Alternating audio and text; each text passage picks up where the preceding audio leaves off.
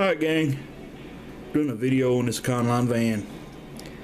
I bought it because, well, I love the 60s era Econolines, and I bought the red and gray Ford Tractors Econoline pickup that's sitting in the behind this van a couple of weeks ago, and did a previous video on it. In that video I mentioned the quality. I was really impressed with the quality. The detail was fantastic. And it was just a great diecast.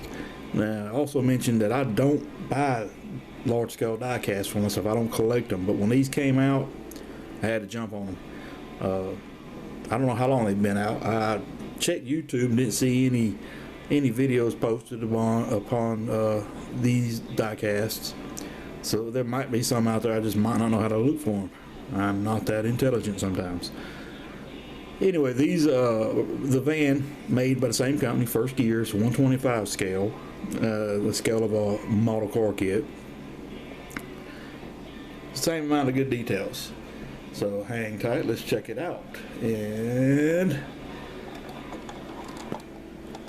the hubcaps, trying to get, you see Ford in them. Door handles are painted in, as is the lock and the Econoline script. Got the cargo mirrors. Some people call them West Coast mirrors, but I don't care for the West Coast, so I call them cargo mirrors. Gas cap, tail light, the Ford script, the handles on the back of the van, which should be separate, but they got them the way they painted it, look like it's one.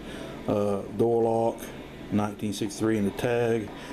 In reality, these bumpers are just novelty bumpers. They are just so paper thin, it's crazy. Like Mustang bumpers are so thin. The other tail light. Now it has these doors on the side, just the side, not the rear.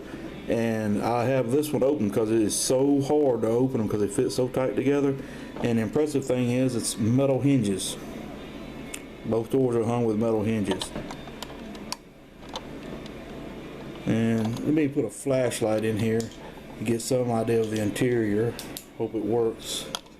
Alright, so you see the driver's side seat, the steering wheel, the door panel. Actually, you're not going to see it that good. Let's hit it this way. Maybe you see some shining. The details on the armrest and on the crank. You have the doghouse that covered the engine. And let's see. You see the gauges around the speedometer, and there's a radio in on this van as well. I wish I could get you better details.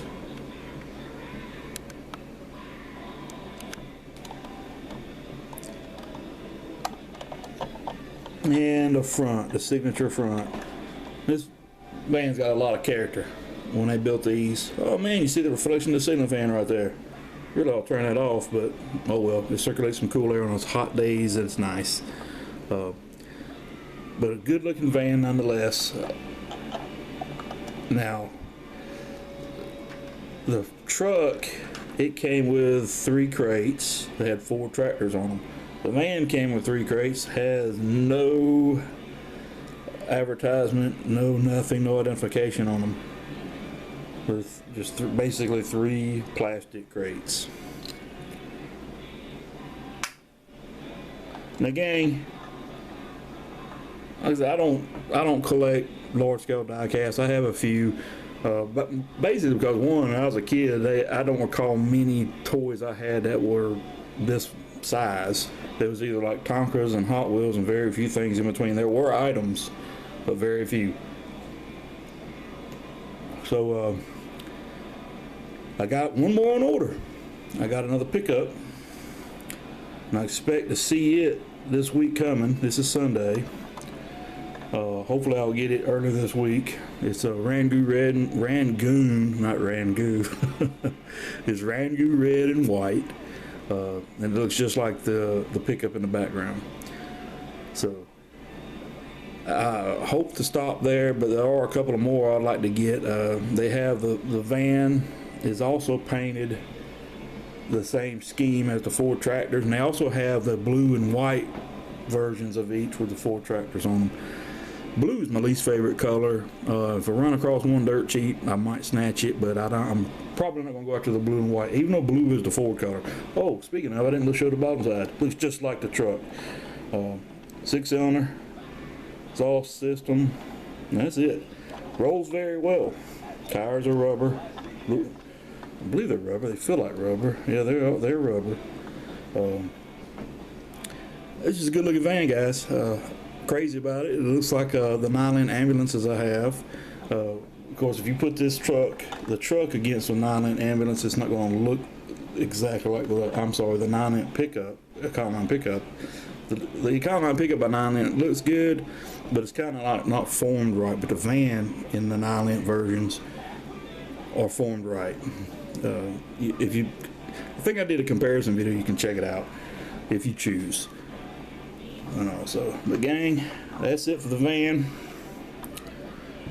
I'd like to have a panel van just like that, solid white or orange, but I like white vehicles and I like orange. Every vehicle I got does not look right orange, and so it won't be orange. But it would be cool to get another white van and take it to somebody and have it airbrushed with a design from the 70s and late 60s. Because as a kid, I can remember these vans on the interstates and around town, and there was one dude that sold food out of one, and it had a wood bumper, a big old like 2x10, and it had something engraved on it.